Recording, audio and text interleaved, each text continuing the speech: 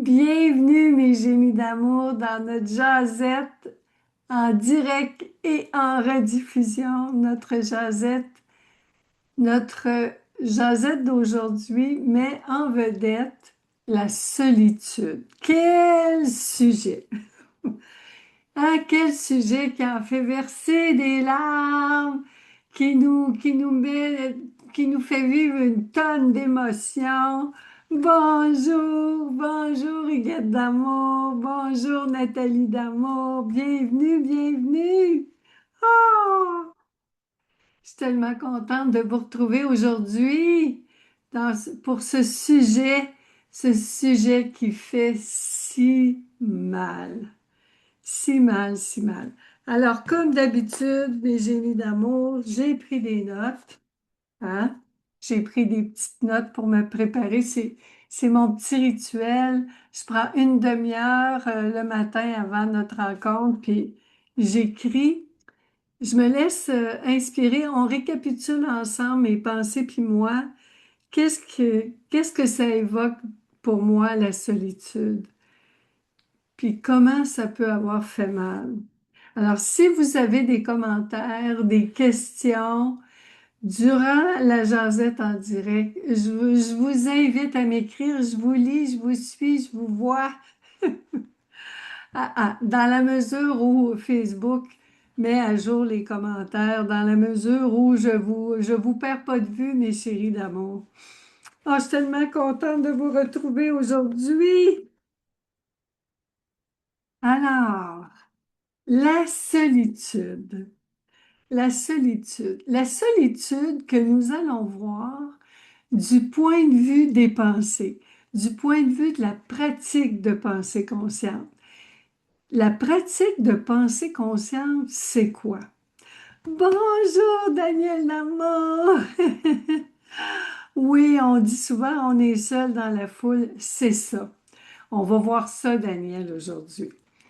Alors, la pratique de pensée consciente, c'est une façon d'être à l'écoute, d'écouter, de comprendre, d'identifier et de rassurer les pensées blessantes et stressantes qui nous font mal et qui nous empêchent de vivre notre vie rêvée,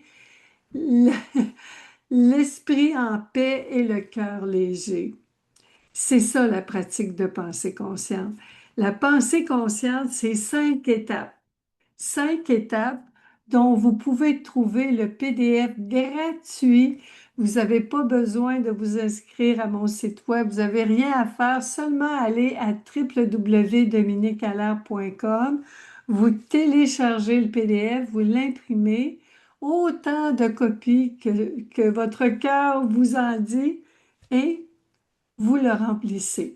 Parce que les pensées, la pratique de pensée consciente, c'est une pratique qui nous permet d'identifier ce qui nous empêche d'être bien, c'est-à-dire ce qui nous fait mal et nous empêche d'être bien. C'est ce qui se trouve entre nous et la réalité, nous et les autres, nous et nous-mêmes. C'est ça la pratique de pensée consciente. Puis je l'ai sous-titré La magie d'aimer nos pensées. Quand on aime ce qui se passe dans notre tête, mes chéris d'amour, ça change tout. Ça change tout.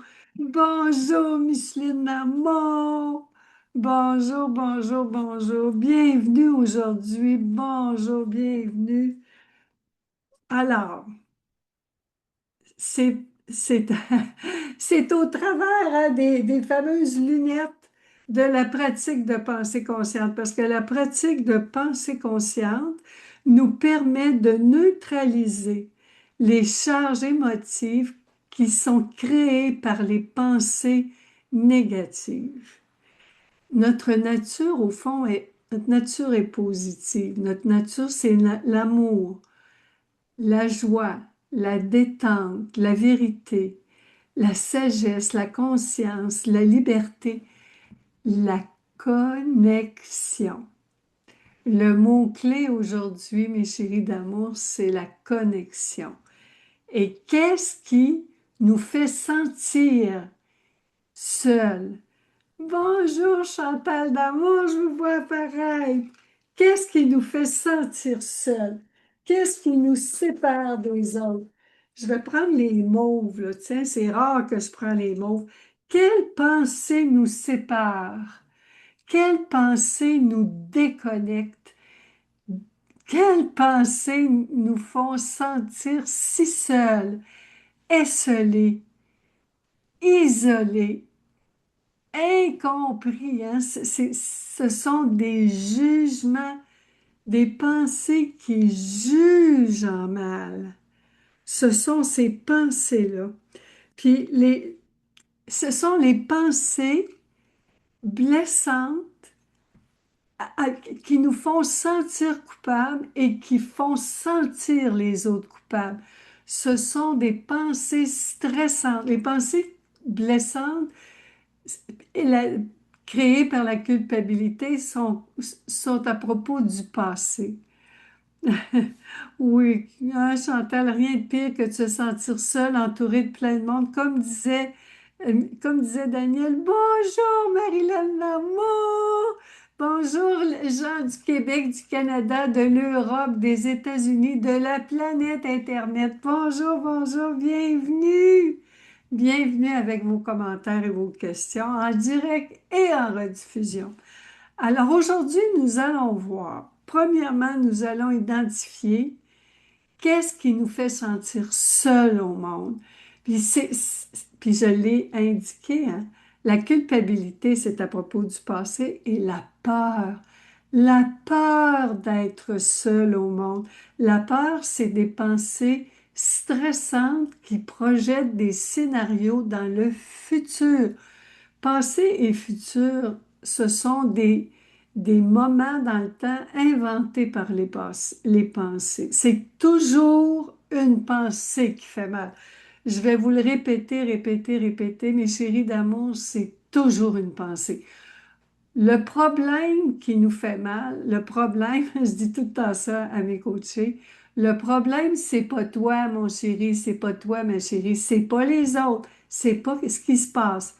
Le problème vient des pensées blessantes, stressantes, souffrantes qu'on croit, des pensées isolantes. Émilie d'amour, bonjour!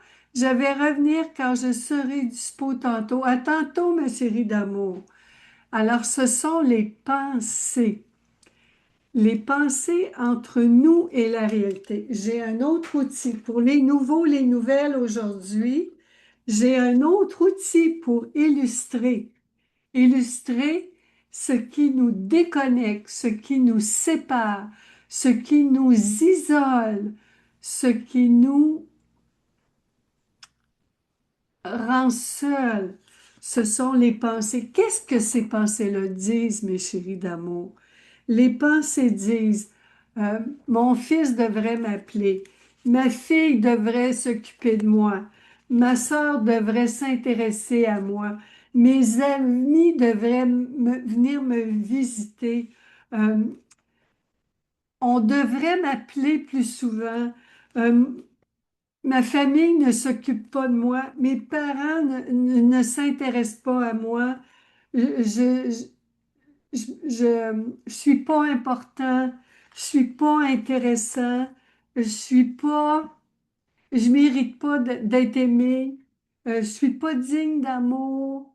Euh, les enfants devraient s'occuper de leurs parents. Les, les amis devraient se préoccuper de leurs amitiés. Les, les voisins devraient s'intéresser à moi.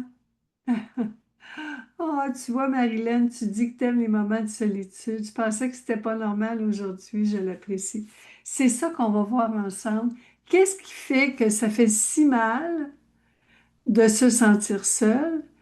Puis la différence, est-ce qu'il y a une différence entre la solitude et l'isolement? Ah, bonne question. Il y a une différence, mes chéris d'amour, entre la solitude et l'isolement. Alors, les pensées qui nous font mal ce sont des pensées qui nous séparent des autres. Et ça fait mal parce que notre nature, c'est la connexion.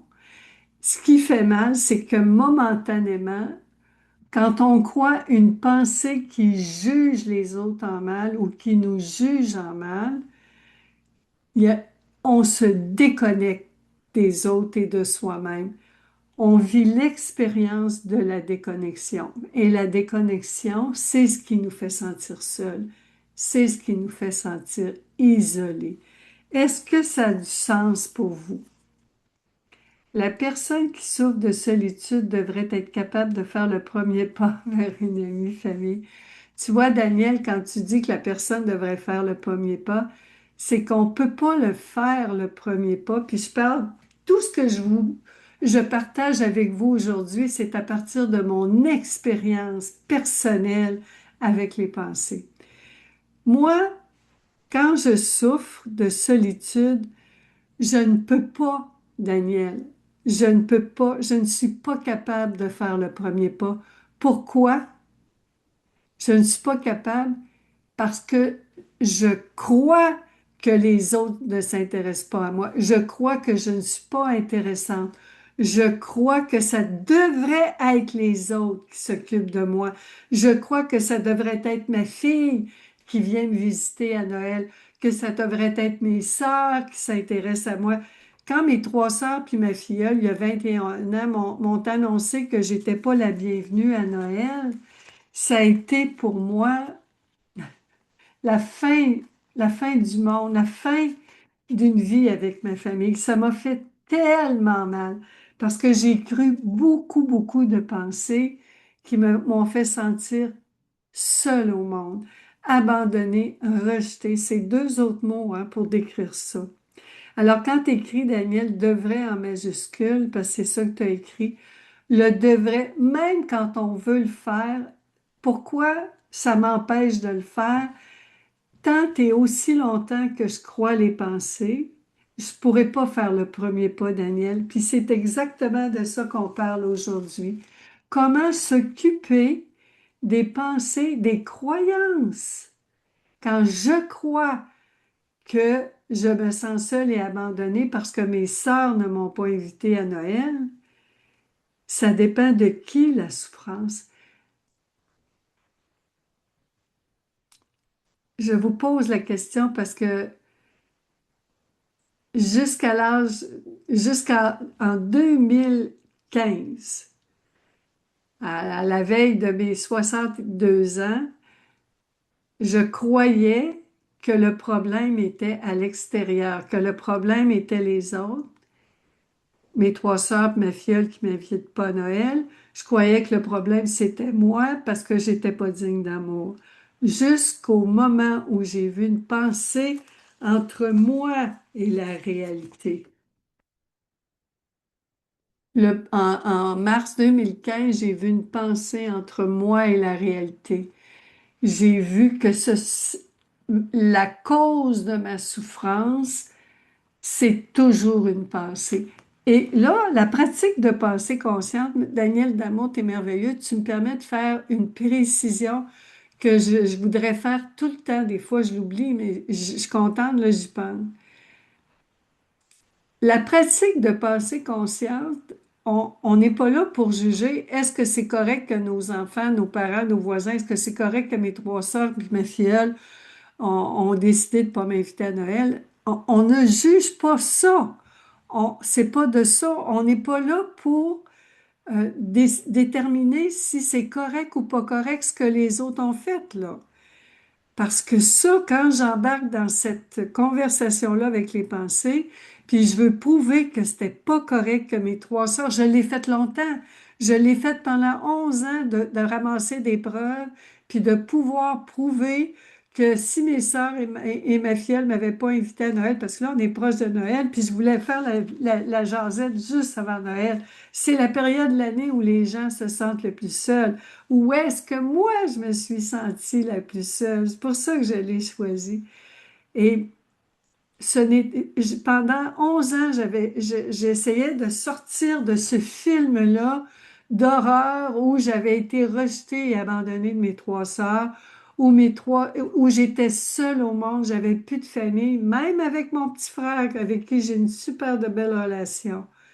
C'était pas important parce que mes trois sœurs puis ma fille, puis même je faisais sentir ma fille coupable quand ma fille voulait pas venir me voir dans mes conditions idéales de Noël ou quand ma fille prenait pas de nouvelles de moi à l'époque où ma fille, je croyais que c'était mon fils unique. Puis en avril 2015, la personne que je croyais être mon fils unique m'a annoncé qu'elle était une femme transgenre. Ça a changé ma vie parce que ça nous a rapprochés. Et là, j'ai pu pratiquer ce que j'appelle la pensée consciente. Et ça a tout changé pour moi parce que la pratique de pensée consciente, on arrête de vouloir prouver que les autres ont tort ou que j'ai tort ou que les autres ont raison, j'ai tort ou que j'ai raison, les autres ont tort. Ce n'est pas à propos qui a tort, qui a raison. C'est à propos, est-ce que je veux avoir raison ou je veux être en paix?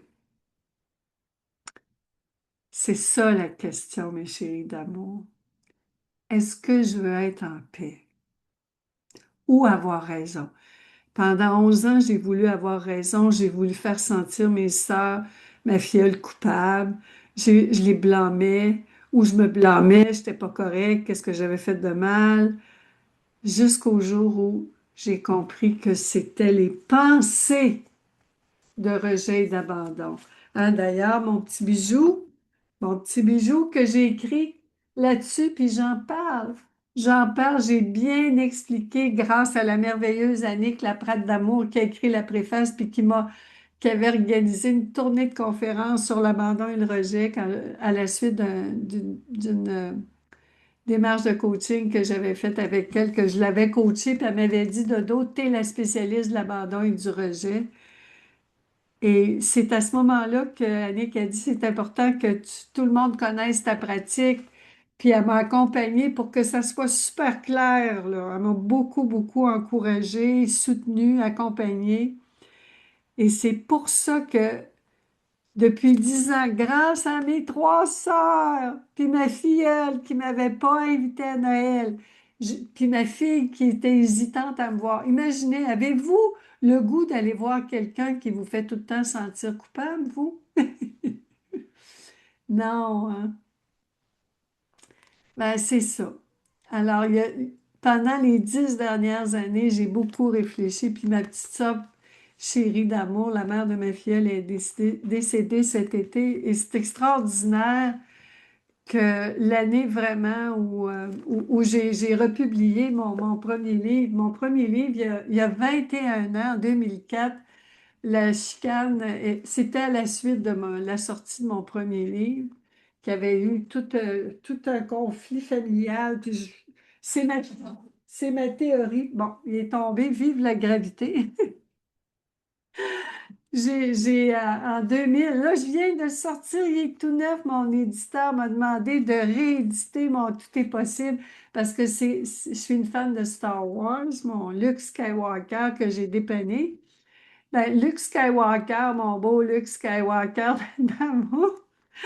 J'ai mis les plus belles citations de Star Wars et j'ai mis à jour, j'ai mis des pépites de sagesse dans ma nouvelle réédition, dans la nouvelle version et j'ai pu mettre à jour aussi à propos du cheminement de toute cette histoire-là.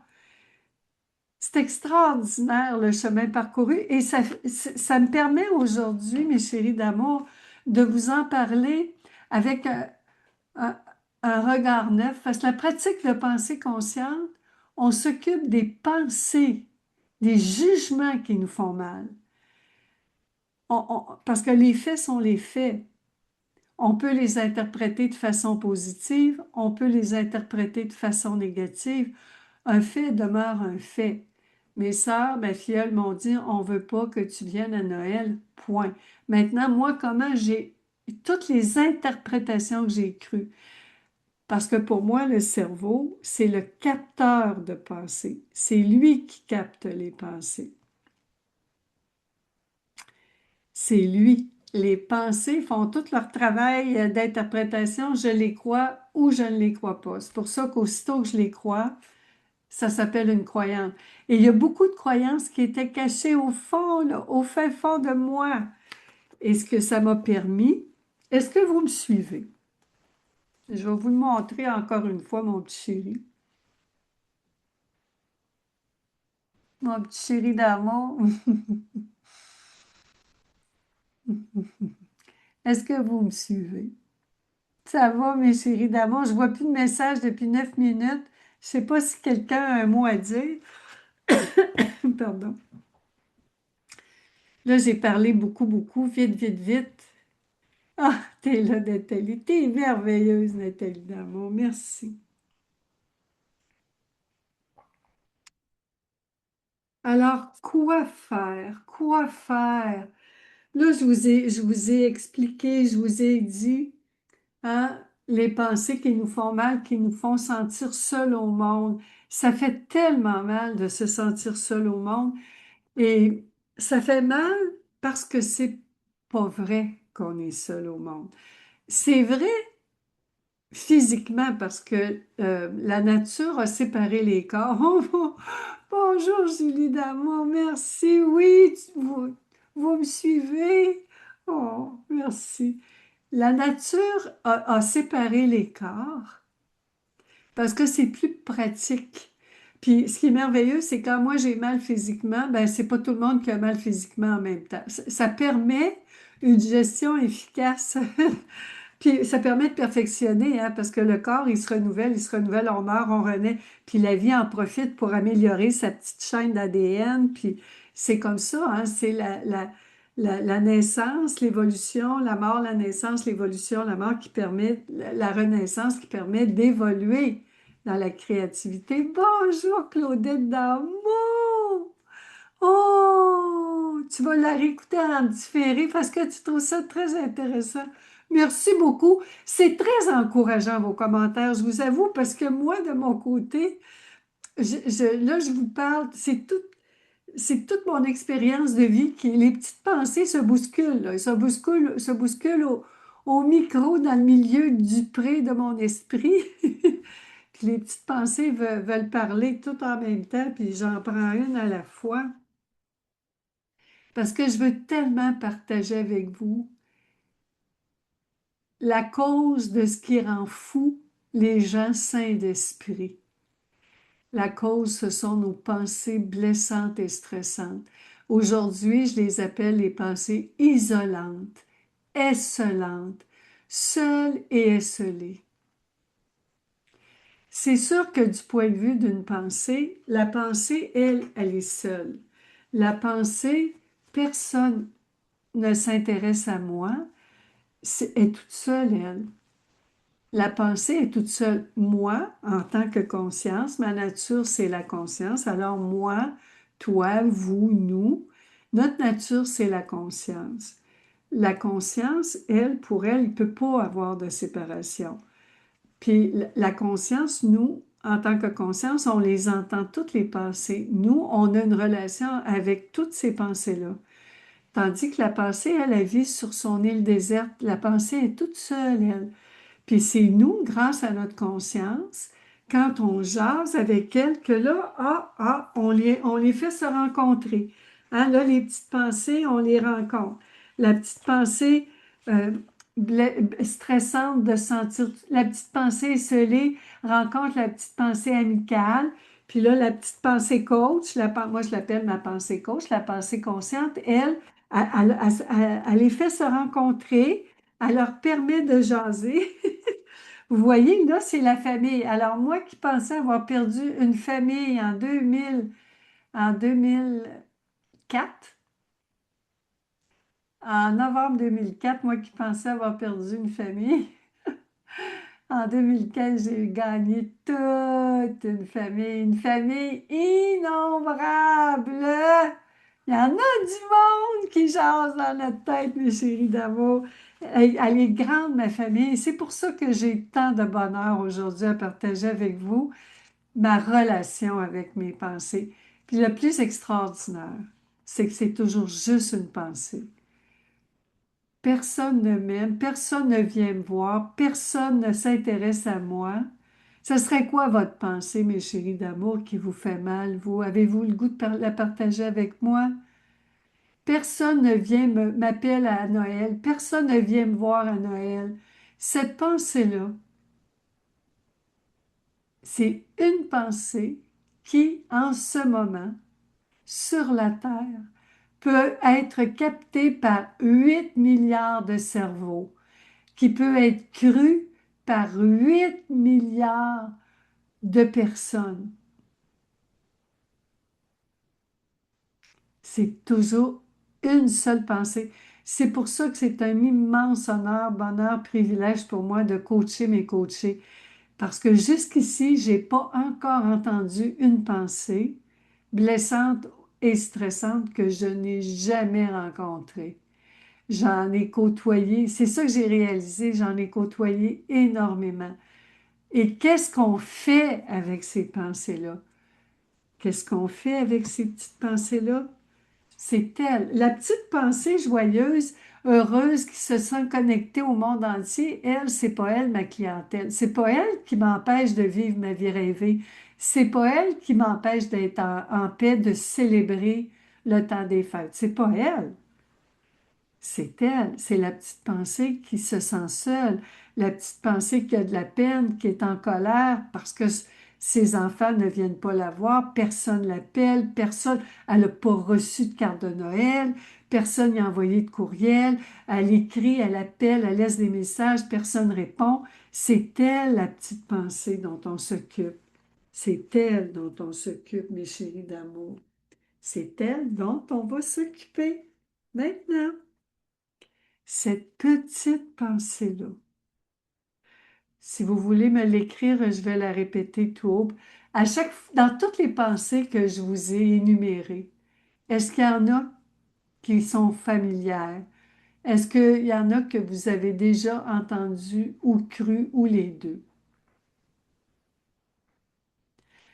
Moi, celle qui me faisait plus mal, qui m'a fait mal jusqu'à, je dirais, si j'ai choisi le sujet de la solitude, c'est que j'ai réalisé dernièrement, j'avais plus de peine. J'en avais pas de peine.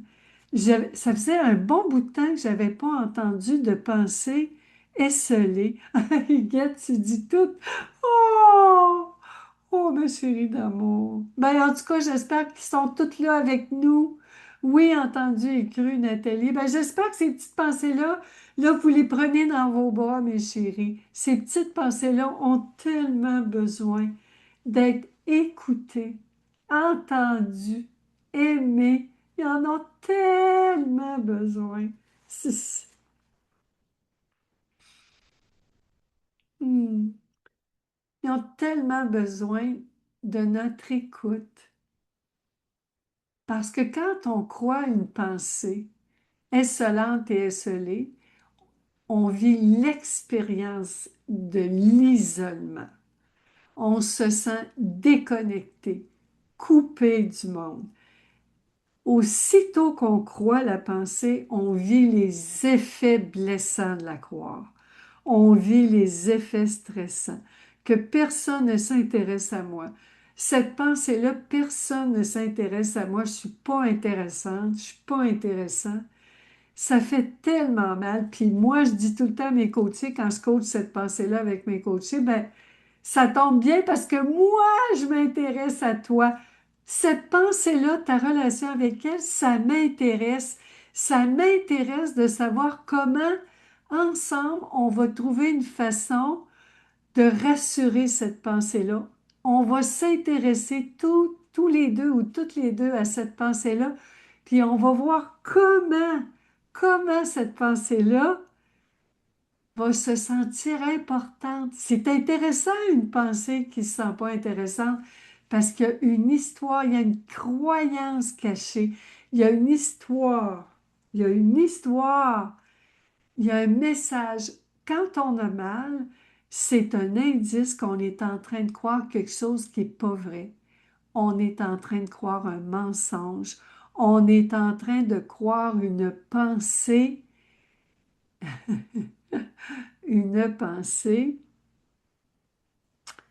qui ne dit pas la vérité. tous les mensonges font mal. Pour nous, ma vérité à moi est différente de votre vérité à vous. La vérité, c'est quelque chose de très relatif. Quand je coach mes coachés, je veux connaître la vérité de cette personne-là, comme ma fille, comme mes amis, comme moi-même. Quand j'ai une relation avec quelqu'un, je veux savoir c'est quoi sa vérité. Puis ma vérité, ça ne veut pas dire que parce que moi, je ne crois pas la même chose que la personne a tort. C'est que moi, ce que je crois est vrai pour moi jusqu'à temps que je cesse de le croire. Et ce que les autres croient, c'est vrai pour eux. Et ça ne veut pas dire que ce n'est pas correct ce que les autres croient. C'est simplement différent. Alors, déjà en partant de croire que chacun a le droit à son point de vue, et que ça ne veut pas dire qu'on est séparé pour ça. Si on prend la religion ou la politique, chacun peut avoir ses convictions politiques, ses convictions religieuses. Et quand je crois que l'autre a raison dans son univers, dans son monde, et que moi j'ai raison dans le mien, l'argumentation cesse. On ne peut pas besoin, j'ai plus besoin de convaincre l'autre que j'ai raison. L'autre a raison, j'ai pas besoin que l'autre dise que j'ai raison pour me sentir bien. Ma propre conviction personnelle me suffit.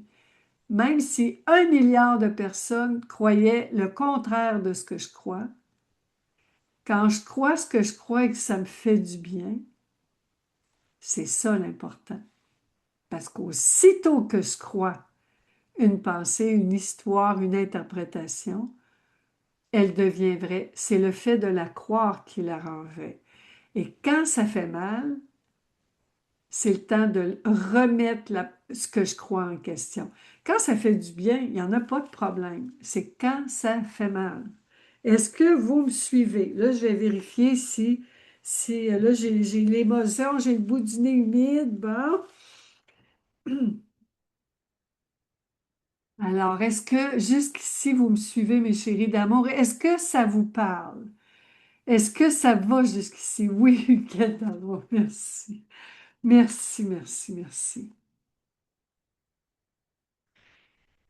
C'est pourquoi, étant donné que ce sont les pensées qu'on croit qui nous séparent des autres, merci Nathalie, ça te parle, c'est ce qui fait. C'est ça, l'effet de croire ces pensées isolantes-là, l'effet, c'est que on se sent isolé, on se sent seul, même dans un gros party de Noël avec 50 personnes. Moi, j'étais dans ma famille, dans des réunions de famille, et je me... Oh, bonjour Sylvie d'amour! Ça te parle bien? C'est ça, Sylvie, c'est qu'on peut se sentir, même entouré de 50, 100 personnes, on se sent seul. On se sent seul, ça veut dire que c'est pas quelque chose de physique. Ce n'est pas quelque chose de physique, c'est pas l'objet lui-même, la situation, la personne ou la chose. Ce sont vraiment les pensées qu'on croit.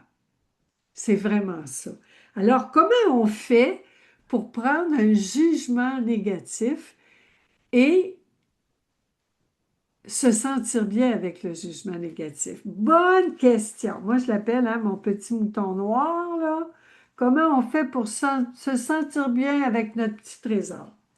Ben, c'est là qu'on fait la pratique de pensée consciente. Je vais prendre mon petit tableau. Hein, la pratique de pensée consciente. Il est tellement beau, mon tableau de Valmas. Je l'aime tellement, notre belle Val d'amour qui a fait mon tableau. C'est en 5 étapes, la pratique de pensée consciente. Il y a l'étape 1. D'abord, on identifie la pensée. Quelle pensée qui me fait mal? Alors, par exemple, personne ne s'intéresse à moi. Wow! Cette pensée-là, puis ça peut être par rapport à une situation, à Noël. Moi, par exemple, dans le temps des fêtes, personne ne s'intéresse à moi. Première étape, on vérifie quand je crois cette pensée. Je réagis comment dans mon corps? Quelles sont les émotions que je ressens? Quelles sont les sensations physiques? Parce que tout le monde me dit tout le temps, je l'entends tout le temps de tous mes coachés, mon entourage. Oui, mais elle est vraie, la pensée, elle est vraie, je la sens dans mon corps. Oui, tu la sens dans ton corps, mon chéri, ma chérie d'amour, parce que tu es en train de croire une pensée. C'est comme un verre d'alcool. Tu viens d'avaler la pensée, puis ce sont les effets euh, les effets enivrants. Oh, Lucie d'amour, tu dis comment on fait? Ben, c'est ça, on est rendu là. J'avais besoin d'expliquer le quoi. Là, on est dans le comment. Parce que ça fait du bien de récapituler. On l'oublie tout le temps que ce sont les pensées. On va tout le temps croire que c'est la faute des autres ou notre faute. Puis c'est pas ça, c'est tout le temps la pensée. Alors, la première étape, on identifie ce qui nous fait mal, le jugement. Puis on prend les pires jugements, là. Mes enfants sont égoïstes. Mes parents pensent juste à l'égoïsme, hein. Ma fille est égoïste de penser juste à elle, de ne pas venir me voir à Noël. Je l'avais beaucoup. Mes sœurs sont égoïstes de penser égoïste. Ben, comment je me sens quand je crois que je ne suis pas importante? Comment je me sens que les gens ne s'intéressent pas à moi, comment je me sens quand je traite les personnes que j'aime le plus au monde d'égoïstes. Alors, premièrement, j'ai de la peine. J'ai pleuré, pleuré, pleuré, pleuré. J'ai tellement pleuré cette pensée-là. J'ai de la colère. Je suis frustrée. J'ai le goût, j'ai le coup de casser quelque chose. Je me voyais, je claquais les portes d'armoire. J'étais bête avec la caissière chez IGA. Quand je pelletais dehors, je donnais des coups de pelle. Euh, je ne le sais pas pour vous, mais on peut être fâché à propos de... On peut engueuler notre conjoint, nos amis, nos voisins, mais ça n'a pas rapport. C'est juste parce qu'on est en train de croire. On est sous l'influence. Si je prends l'image de l'alcool, on est en état d'ébriété, on est sous l'effet de cette pensée-là intoxicante. On parle de relations toxiques. Souvent, les gens ils disent, ah, je vais éviter telle personne est toxique. Moi, je vais vous dire, c'est pas les gens qui sont toxiques, c'est toutes les pensées intoxicantes et toxiques que je crois à propos des autres. C'est ça qui me fait vivre tous les effets. Je m'emballe, hein, mes chéris d'amour, je parle fort, là. Ah, je m'emballe. Comment je me comporte quand je crois que je suis pas intéressante, je suis pas importante. Ben là, mes sœurs vont m'appeler, je réponds pas. Ils vont m'écrire, je réponds pas. Je reçois une carte de Noël, j'en envoie pas. Je reçois un courriel, je réponds pas. Je vais bouder. Moi, c'était ma stratégie numéro un. Ma réaction numéro un, je boudais. Ma deuxième réaction, je me rejetais. Je m'abandonnais. Je me mettais de côté. Je faisais semblant que tout allait bien. J'avais un beau sourire d'en face. Puis au fond, j'étais en maudit. J'étais hypocrite. Je jouais le jeu. Ma fille, j'étais fine, polie au téléphone quand elle m'appelait. Puis au fond, je raccrochais. J'aurais cassé l'acoustique tellement j'étais enragée. Des fois, je décorais même pas tout de suite pour Noël. Je me punissais moi-même. Comment je me comportais? Je faisais pitié. J'en parlais à mes amis. Tu vois comment ma fille, c'est une sans-cœur. Elle vient pas me voir. Mes sœurs, c'est des sans-cœurs. Je voulais faire pitié pour que tout le monde soit... Là, j'allais chercher autour de moi dans ma communauté qui me plaindrait. Pauvre petite, t'es abandonnée, c'est pas drôle. Puis là, ça encourageait, alimentait toute mon histoire de victime. Jusqu'au jour où il y a 10 ans, je me suis dit, ça n'a plus de bon sens. C'est assez. C'est assez, je suis plus capable. Jusqu'au jour où j'ai réalisé que ce sont les pensées victimes-bourreaux. Une pensée victime, c'est bourreau, parce qu'on est des... Il n'y a pas plus violent qu'une pensée victime-bourreau, parce qu'aussitôt que je me crois victime, je deviens un bourreau de moi-même et de tout le monde. Je deviens égoïste, exigeante, critiqueuse, blâmante, culpabilisante. Ça fait mal. Voyez-vous comment ça fait mal? C'est tout mon petit cercle vicieux, puis ça se répète, les films en boucle, là. Ma filleule, quand elle m'a parlé au téléphone, là, je vais écouter. Ma filleule m'a dit une phrase une fois, puis moi, je vais la revivre, la 5000, 2000, 10 000, 50 000. Et puis là, c'est là que je dis, dans mon cinéma intérieur, il y a tout le temps un film d'horreur à l'affiche. Puis moi, je suis dans le film, je suis l'actrice du film, je suis la pauvre petit moi, la petite mendiante d'amour abandonnée qui intéresse personne. Puis ça vous donne une idée à quel point, à la veille de mes 62 ans, j'en pouvais plus. J'avais même eu la pensée, avant de faire mon voyage dans le sud, j'avais plus de raison de vivre, j'avais plus de raison d'exister. J'étais à un point où je voyais plus d'avenir. Je savais pas comment m'en sortir. Puis j'avais été en thérapie, j'avais investi des formules, des fortunes. Là, j'ai investi dans ma formule, mais des fortunes d'ateliers, de conférences. Un montant qui pourrait payer, je sais pas combien de piscines creusées. Ça vous donne une idée. C'était vraiment... mais la veille de mes 62 ans, j'ai vu une pensée, puis ma fille est apparue. Ça a été le début d'une grande histoire d'amour, d'une libération. Je suis tellement contente de vous en parler aujourd'hui parce que je peux dire enfin que je me sens plus seule au monde. Puis là, je pleure pas pour les mêmes raisons. Si je viens les larmes aux yeux, là, c'est la joie de la connexion. On continue. Ça, c'était l'étape 1, mes chéris. Ça veut dire c'est assez évident que c'est la pensée. Quand je crois à la pensée, je me sens comme ça. Quand je crois plus à la pensée, je me sens plus comme ça. Puis ça fait très mal de croire que mon bonheur dépend, mon bien-être dépend, ma connexion dépend de ce que font les autres. En fait, mon bien-être dépend des autres. En fait, les autres, et ça, c'est stressant ou relaxant que mon sentiment de connexion dépende des autres. C'est stressant ou relaxant? Extrêmement stressant. Moi, je disais, c'est la pire de toutes les drogues parce que les autres deviennent nos pushers, nos fournisseurs officiels de drogue. Puis s'ils ne nous donnent pas notre drogue, ils vont en manger une, comme on dit au Québec. On va leur faire payer. Ça va être terrible. Puis on va faire tout ça en croyant qu'on est bien intentionné, mes chéris d'amour. Je le sais, je pensais que j'étais la meilleure mère du monde. Je vais vous dire que j'ai fait un gros examen de conscience que je continue de faire. Un examen de conscience. On examine de façon consciente nos pensées inconscientes, qu'on croit inconsciemment. C'est assez merveilleux. Êtes-vous toujours là, mes chéris d'amour? Êtes-vous toujours là?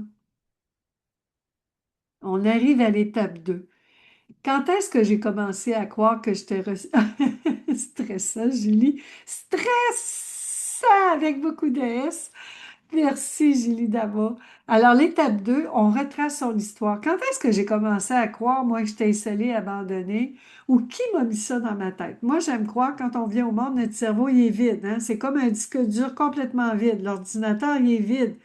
Les pensées, ce sont les, tout, tout, tout, les logiciels, à toutes les logiciels, c'est nos croyances. Les pensées, c'est tout ce qui est écrit, les histoires. Bonjour, Jacinthe d'amour. Merci, Sylvie d'amour. Merci de me faire signe comme ça. Là, je sais que ça m'encourage. Là. Ça veut dire qu'on continue. Alors, je retrace l'histoire. Puis, j'avais remarqué, moi, que c'est quand j'étais petite. C'est ma mère qui la première, disait, ben là, si je suis pas importante pour ton père, il va à la chasse toute l'automne, puis ma mère pleurait souvent. Ma mère faisait beaucoup de critiques à mon père. Ma mère faisait sentir mon père très mal parce qu'elle allait à la chasse. Puis je me souviens, j'avais une dizaine d'années. Donc, quel âge que ce souvenir-là, ça m'était venu. Allô, bon retour, Émilie d'amour, bienvenue. Merci, Chantal. Merci beaucoup pour ces partages de ta vie personnelle. C'est très inspirant, ma chérie d'amour.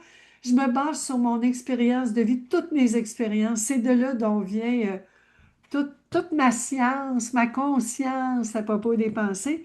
Puis je veux, quand je vous coach, aujourd'hui, je veux que vous viviez l'expérience.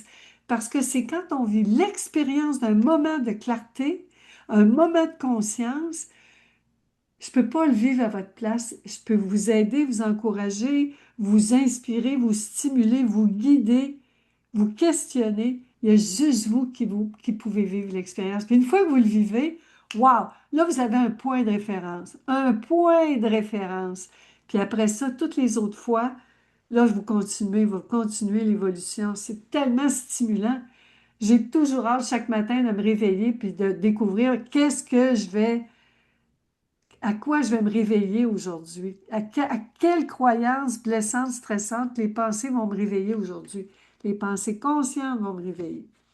Alors, habituellement, quand je me sens abandonnée ou je me sens seule au monde, j'ai à peu près 10 ans.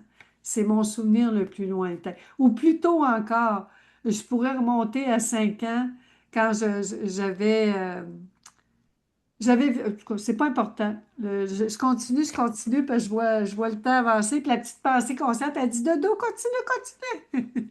Étape 3, on vérifie. C'est là qu'on commence à remettre la pensée en question. Parce que la pensée, elle est convaincue qu'elle a raison, là.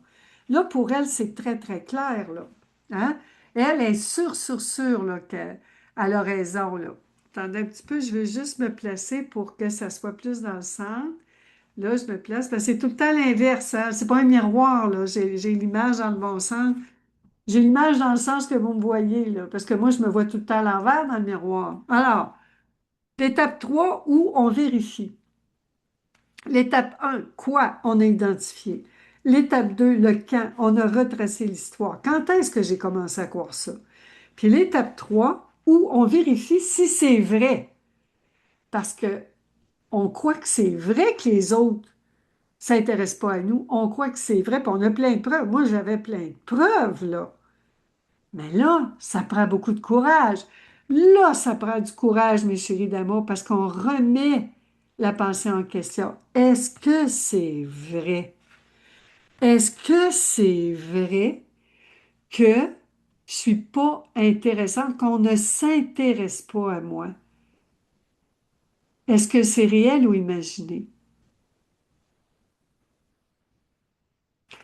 La peur qu'on ne s'intéresse pas à moi, une peur, est-ce que c'est réel ou imaginé? C'est imaginé, c'est pas réel. Est-ce que c'est vrai que mes trois sœurs ne s'intéressent pas à moi?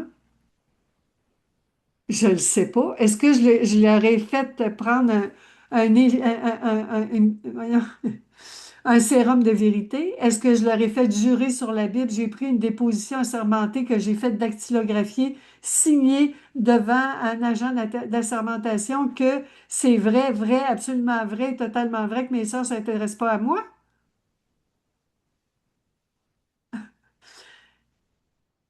Je ne sais pas. Ah! Deuxième question, parce que c'est sous-entendu là. Est-ce que c'est vrai que mes sœurs devraient s'intéresser à moi? Parce que c'est ça qui fait mal. C'est pas que mes sœurs s'intéressent pas à moi, c'est qu'elles devraient s'intéresser à moi. Elles auraient dû m'inviter à Noël. Mais la réalité, c'est quoi? Question 2 de l'étape 3. La réalité, c'est quoi?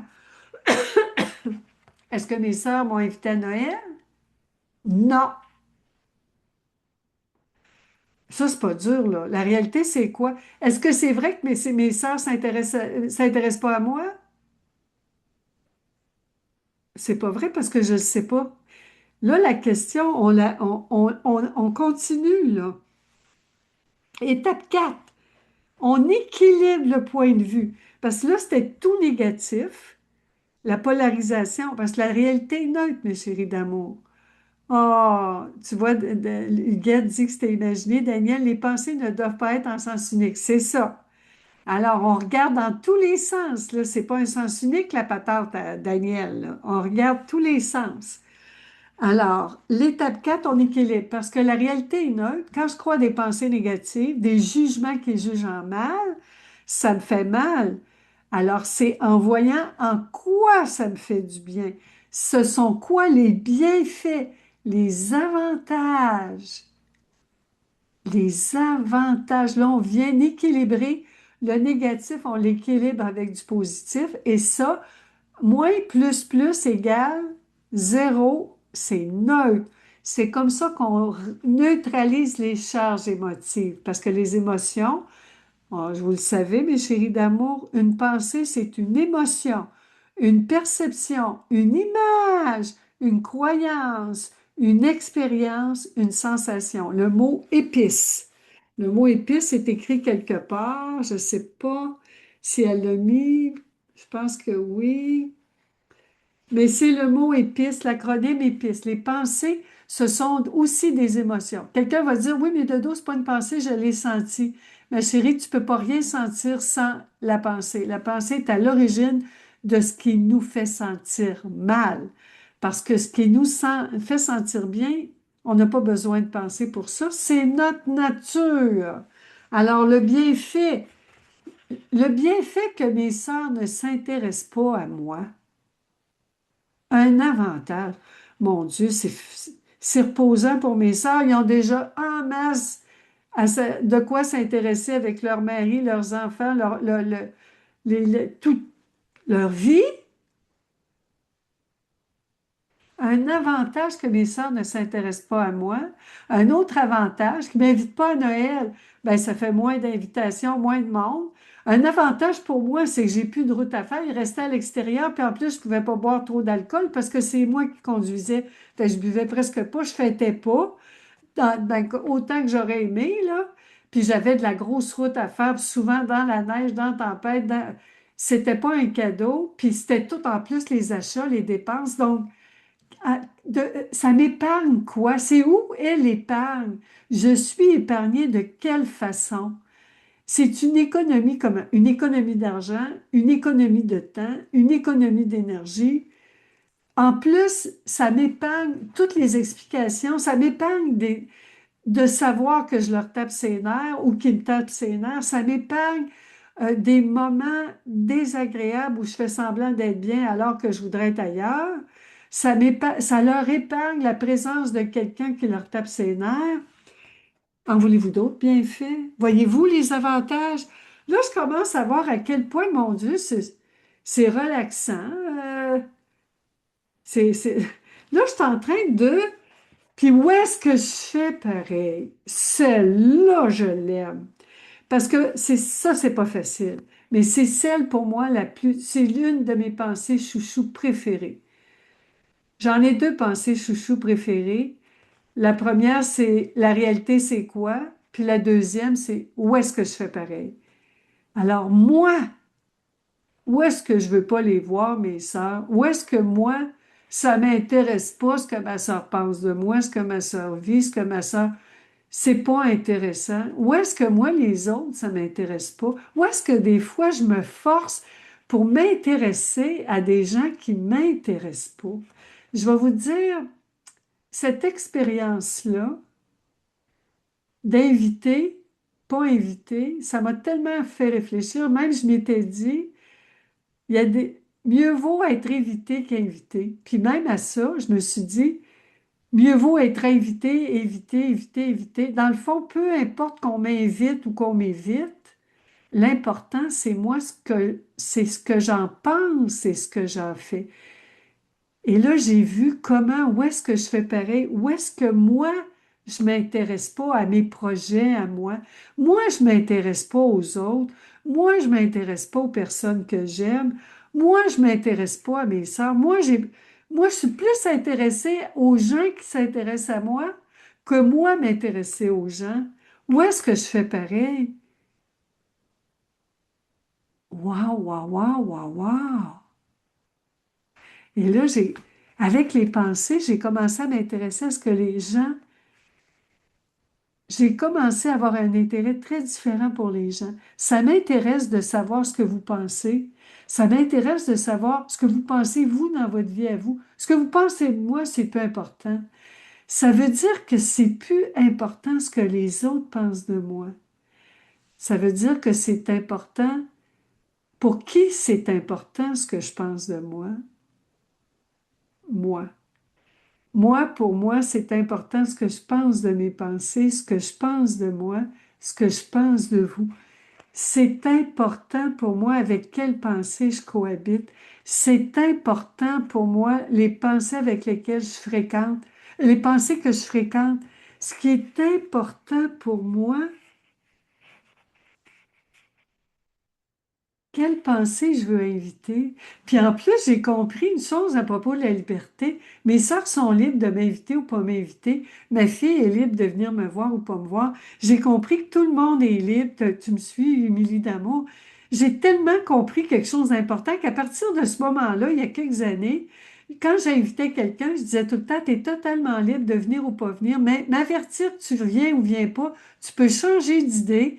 Tu peux décider à la dernière minute que tu viens pas. De toute façon, tu es totalement libre. Puis tu n'as pas besoin de me justifier. Tu peux dire, ben, j'ai changé d'idée ou j'irai pas. Ou j'ai même pas besoin de savoir pourquoi tu viens pas. Ça ne me regarde pas. Alors, à l'étape 5, pourquoi?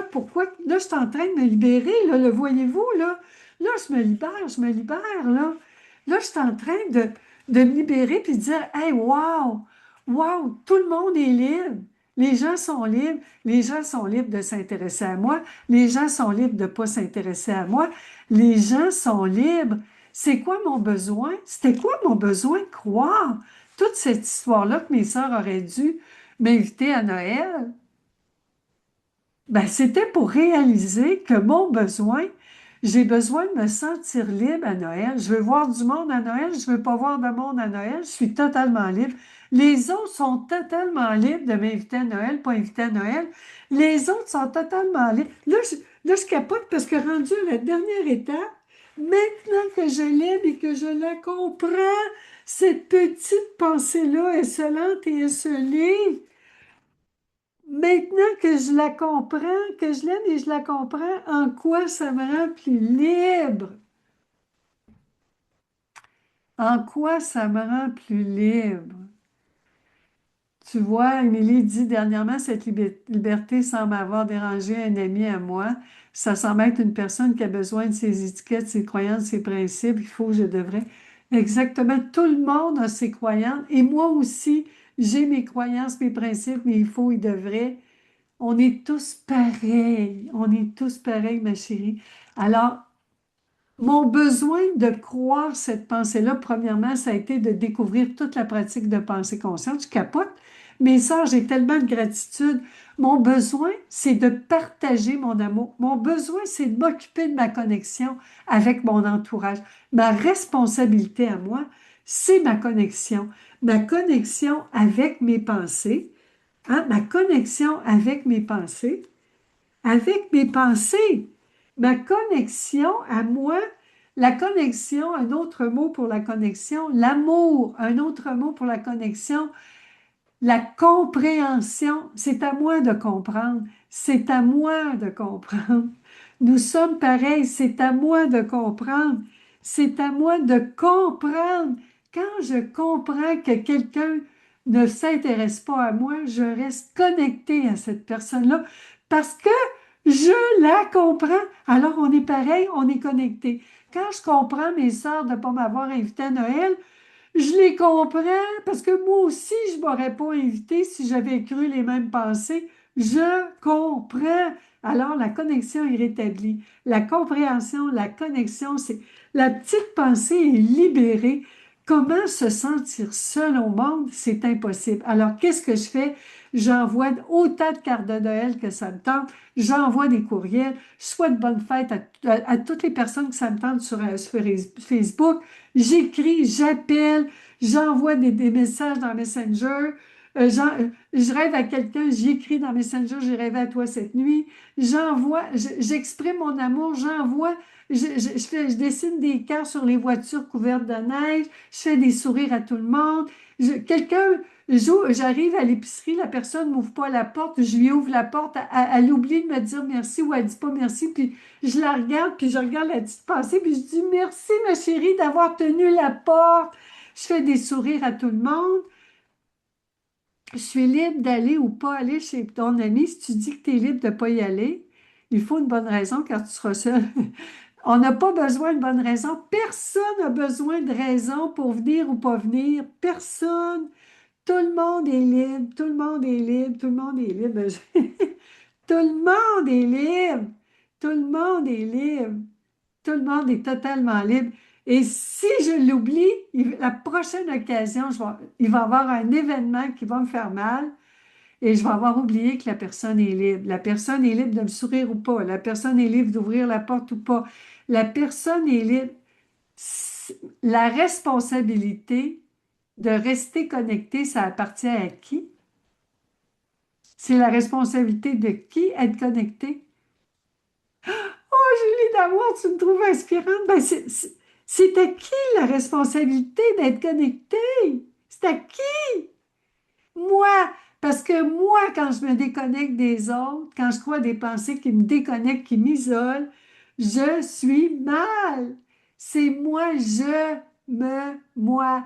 La vie, tout ce qui arrive, c'est pas contre nous. Mes sœurs, puis ma filleule, quand ils m'ont pas invité à Noël, c'était pas contre moi. C'était pour moi, par amour pour moi, par amour pour elle. Mes sœurs, ma filleule ont été authentiques, ils voulaient plus me voir à Noël. Ils l'ont dit, ça prend du courage de dire la vérité. Ma famille a été authentique, vraie, ils se sont pas forcés. Moi, je veux plus que les gens se forcent à venir me voir. Je veux plus que les gens se forcent à m'engager comme coach. Je veux plus que ma fille se force à m'appeler. Je veux plus ça, les forceps. Ça fait mal, les forceps. À part la force de Star Wars, la force, en fait, la force, un autre mot pour la force, le courage, mes chéris d'amour, le courage de prendre soin de toutes les pensées qui veulent me séparer des autres.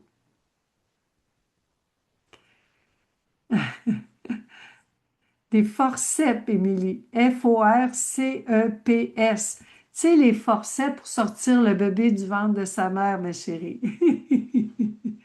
Les forceps. Ben, je dis souvent à mon mari quand j'étais mariée, moi, je trouve ça plate de jaser avec toi, je suis obligée d'aller chercher tes confidences avec des forceps. Oh, tu vois, t'aimes pas ça, les forceps, Lise d'amour. Je vous le dis, là, c'est tellement extraordinaire de prendre soin de toutes les petites pensées qui veulent nous déconnecter. Parce que quand ça fait mal, il y a une petite croyance qui est en train de nous déconnecter, puis c'est de la trouver.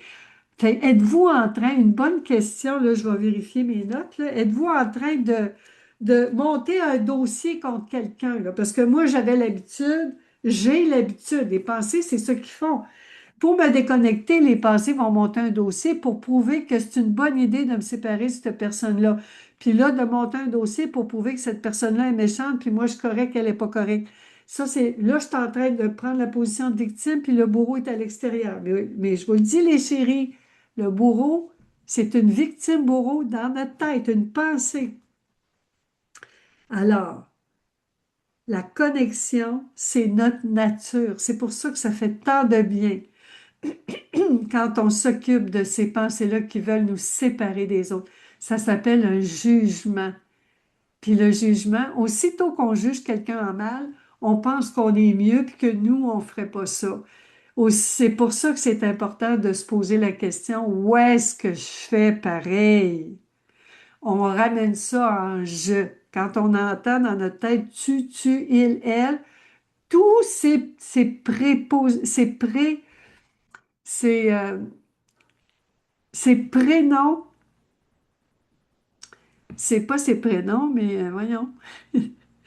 C'est en je. Tout ce qui est tu, il, elle, vous, nous, vous, il, on le ramène en je. On ramène ça en je. C'est moi, ma responsabilité. Alors, le secret, c'est de remettre en question, de neutraliser, d'aller vérifier ce qui n'est pas vrai, le mensonge dans cette pensée-là, de la ramener en jeu, jusqu'à temps qu'on aime ce qui s'est passé, qu'on apprécie. Puis ça veut dire que quand je m'ennuie de quelqu'un, je l'appelle. Quand j'ai le goût d'inviter d'être, quand, quand je m'ennuie, quand je pense que quelqu'un devrait s'intéresser à moi, je m'intéresse à lui. Quand je pense que quelqu'un devrait m'inviter, je l'invite. Quand je pense que quelqu'un devrait m'écrire, je lui écris. Quand je pense que quelqu'un devrait venir me voir, je vais le voir. Quand je pense... Voyez, tout ça, pourquoi ça serait sa job à elle, sa job à lui, sa responsabilité? Voyons donc, prenons nos responsabilités. Oh, t'as hâte de lire la partie sur le chapitre 8 sur l'amitié, ma chérie d'amour de mon petit Yoda, ma belle Émilie. Daniel dit, il faut jamais être une victime. Bonne chance, Daniel, parce qu'on est à une pensée d'être une victime. Le je positif et non le je négatif. C'est parce que le je, c'est toujours je. La vie est en je. Tu vois, Daniel, c'est ça. On est à une pensée d'être une victime bourreau. Puis c'est le fun parce que aussitôt qu'on a mal, c'est une invitation à prendre soin des pensées qui nous font sentir mal pour notre bonheur. Alors, quand la personne se plaint qu'il n'y a plus personne, moi j'ai des personnes dans mon entourage, à 72 ans, j'entends, là, j'ai des clients de 80 ans qui me disent, ouais, mais il n'y a plus personne. Mais rajeunis ton entourage.